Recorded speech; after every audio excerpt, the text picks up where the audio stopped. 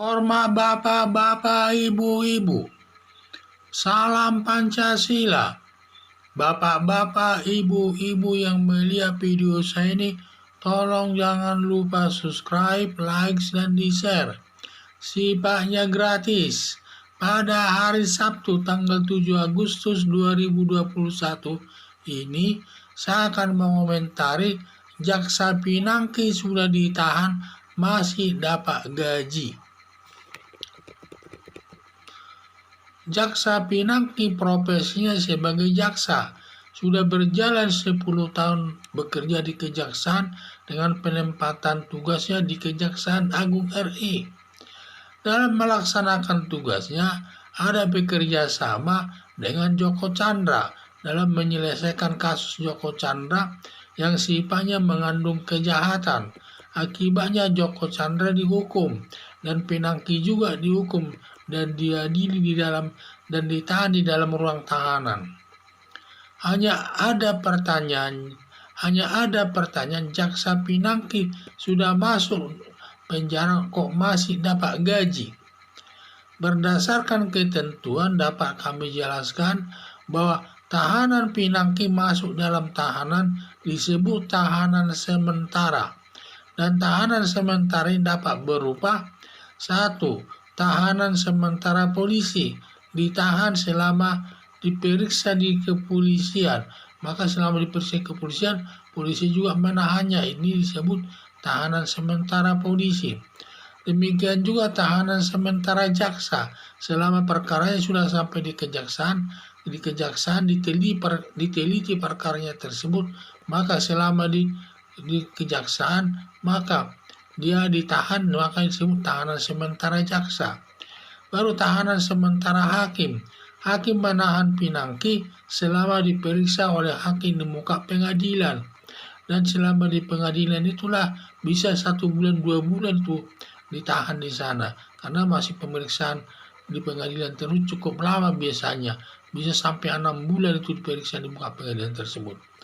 Selama tahanan sementara, misalnya kalau tahanan sementara semuanya selama 6 bulan, bahwa Pinangki itu masih dapat gaji karena belum ada putusan hakim yang mempunyai kekuatan hukum yang pasti. Jadi dalam tahanan sementara ini, dalam di kepolisian, di kejaksaan maupun di pengadilan, selama dia masih tahanan sementara, dia masih dapat gaji walaupun berada dalam tahanan. Setelah diputus hakim, putusan hakimnya ada beberapa jenis. 1. Ada perkara kalau sudah diputus hakim, maka putusan hakim itu dilaksanakan. Kalau putusan hakim itu sudah ingkrah atau sudah punya kekuatan hukum yang pasti, ya berarti Jaksa Pinangki tinggal dihukum laksanakan. Tetapi biasanya ada perkara pengadilan, putusan pengadilan negeri naik banding ke pengadilan tinggi, dan juga ada perkara naik habis perkara banding kasasi lagi. Selama ditahan di pengadilan negeri, pengadilan tinggi banding, dan juga di tingkat kasasi Mahkamah Agung, dia ditahan. Itu namanya disebut juga tahanan sementara. Jadi ada kasus oleh Pinangki atau jaksa, sehingga kalau nanti sudah perkara Pinangki ini diputus oleh hakim yang sudah mempunyai kekuatan hukum yang pasti, maka Pinangki itu sudah sah. Berarti perkara tidak bisa lagi banding baik oleh dari Pinangki sendiri maupun dari jaksa penuntut umum. Namanya putusan hakim sudah ingkrah. Kalau sudah ingkrah, sudah punya kekuatan hukum yang pasti, Pinangki ini tidak tinggal menjalani hukumannya.